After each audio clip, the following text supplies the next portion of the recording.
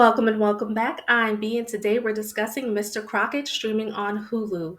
In 1993 and 1994, a mysterious children's show host named Mr. Crocket magically appears from television screens, abducting children while viciously murdering their parents. After he takes her son, one mother refuses to give up, embarking on a dangerous journey to find this nightmarish figure and rescue her child.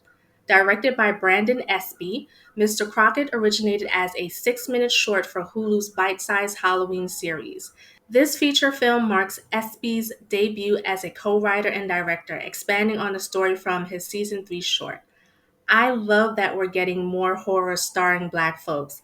I really enjoyed Mr. Crocket. It was given a little bit of Black Mr. Rogers sprinkled with some Barney, mixed with a little bit of Candyman. I can also see why people are drawing some parallels with Freddy Krueger too. Elvis Nolasco did an excellent job as Mr. Crocket. I want to see him in more horror movies. He played creepy, sinister, and demented very well. The puppet monsters were kind of cheesy, and I think that they were meant to be. It didn't bother me because they looked like the puppets of the 90s kids show. And the puppet monsters were still creepy though. The movie was campy and it was fun. So this movie gave me all the nostalgia. I grew up in the 90s, so I used to sit in front of the TV watching my tapes on VHS. And Mr. Crockett did a great job of capturing that era with the singing, the children participation on the shows, and the puppets. I have to remember not to eat dinner when I am watching horror because that opening scene almost made me throw up my rock shrimp. So, despite that, I really like the opening scene. We see a child watching Mr. Crockett, and he's called to the table to eat dinner. His stepfather, he has a chip on his shoulder, and it's clear that he is abusive. He's trying to force this child to finish up his dinner even though he's full. And the mother seems like she's used to this behavior from the stepfather. At first, I was like, I hope we don't get a trauma heavy movie. Even though this movie does touch on some trauma, it never feels heavy for me. I didn't feel weighed down by watching this movie. Initially, I was on Mr. Crockett's side. I thought, he was saving the children from abusive and neglected parents, but we soon see that Mr. Crockett has his own evil agenda. And despite that, it was justice that he killed the stepfather, and I was glad that he at least didn't harm the mother because I got the sense that she was suffering from abuse too and felt a lack of control in her situation. So the other child that we see is a little girl with her father who has addiction issues. He's sitting there with the needle in his arm and other drug paraphernalia all over the room. He's clearly neglectful of his daughter. He yells at her, and Mr. Crockett comes through the TV to save the day. And Mr. Crockett, he is funny as hell. I loved his sarcasm. And then he had the nerve to sing a little song about Sherry before he got the father to unalive himself. I really liked this kill because it was different. He had a bubble explode his head, and we don't normally see stuff like that. So let's get into the main family. So that's Summer and Major. We first meet them on the way to a funeral for Summer's husband, Major's father. And Major is clearly struggling. He seems disconnected from everything. And, somebody at the wake comments on Major's behavior. And I'm like, lady, this ain't the time for your criticisms. And so Major's outside, and Rhonda, the mother in the opening scene, is talking to Major, and she freaks out. She's trying to warn Summer about Mr. Crockett, but Summer clearly thinks that this is just a crazy woman trying to take her child. And we see that Major is having nightmares, and Summer is trying her best to be supportive. She gives Major a whistle that he can use whenever he needs her.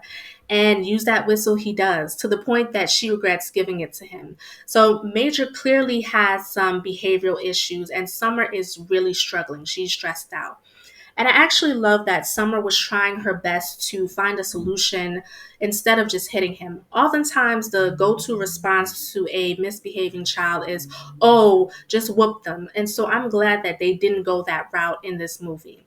Now, although when she was listening to that parenting tape and it said let the child hit you instead, I was like, oh nah, that's too far. Nobody should be hitting anyone in this situation. So she became understandably frustrated with her son. She went from having a husband who, was supportive, who was there to help her with the child rearing. And now she's a single mother managing a grieving child while she's grieving herself. So Major was acting out because of this grief. The Mr. Crockett tape was a temporary reprieve. It was the only thing that seemed to calm Major down.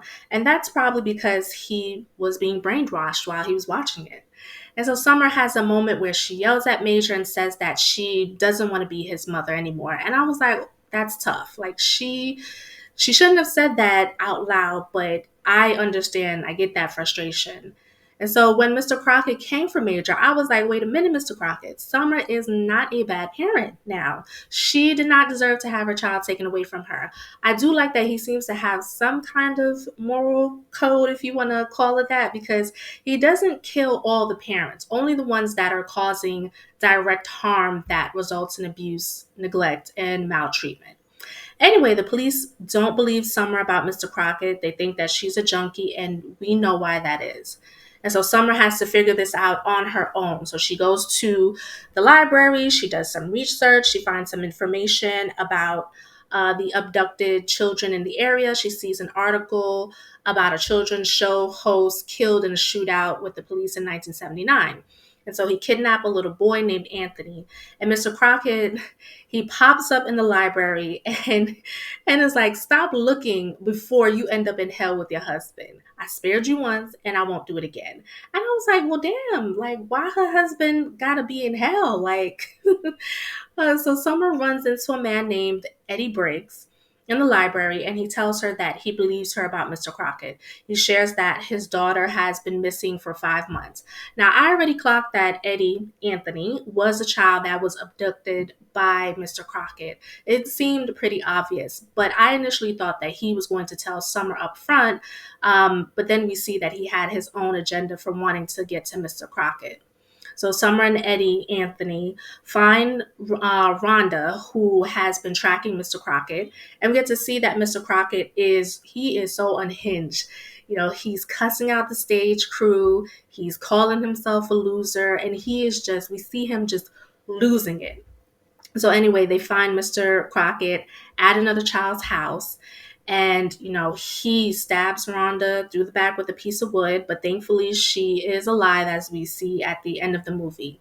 And so Summer and Eddie Anthony go through Mr. Crockett's world, and it's a hellscape. It doesn't look anything like the TV show, of course. And Mr. Crockett tells his backstory. So it's shared through animation, which I really liked it. And basically, Mr. Crockett was abused by his father when he was a child.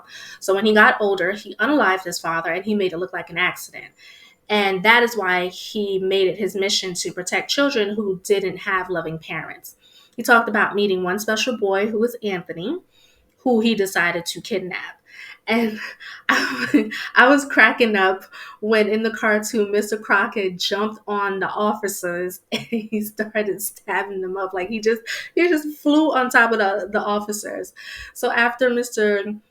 Crockett dies in a shootout with the police, he made a deal to send bad parents to hell in exchange for a world of his own. So we see that Anthony's agenda is to reconnect with Mr. Crockett, to relive his childhood and get the love that he desires. But Mr. Crockett is like, hell no. You are no longer innocent. You're not a child. I don't want you. And then the blue monster puppet eats Anthony. And I'm just like, what a shame. That is just so sad. That Anthony has been trying to find this man his whole life, and then he gets rejected and eaten and just dies. So Mr. Crockett has Major choose between staying with him or going with his mother. And Major tricks Mr. Crockett, and with the magic marker he stole, Mr. Crockett is cut in half, and Summer and Major are able to go back home. So we see Rhonda was able to reconnect with her son. So then in the end, we see that someone from the school goes to visit Summer and Major at home. And Major, he's still misbehaving. And he's telling the children about his new daddy that's going to come and snatch them up into the TV. So Major still has the marker. And I want to know why. I want to know why Summer did not burn that shit. Why does he still have this marker? So that was Mr. Crockett. And there can definitely be a part 2 to this movie. I would actually love to see that. Maybe for the next part that they can, focus more on Mr. Crockett's backstory. And so, again, I really enjoyed this movie. It was fun. I love that this came from a Black director and a Black writer. We definitely need more horror movies that are centering Black folks. That's something that I want to see. We've been seeing more of them come out, some of them not so good, some of them okay, some of them great. And so, we need the whole range of Black horror movies. So, I'm really glad that this movie came out. So I'm going to be really generous and rate this 4 Scream Queens out of 5. So what did you think of Mr. Crocket? How many Scream Queens would you rate this movie? Let me know your thoughts down below in the comments, and don't forget to like and subscribe for more horror content.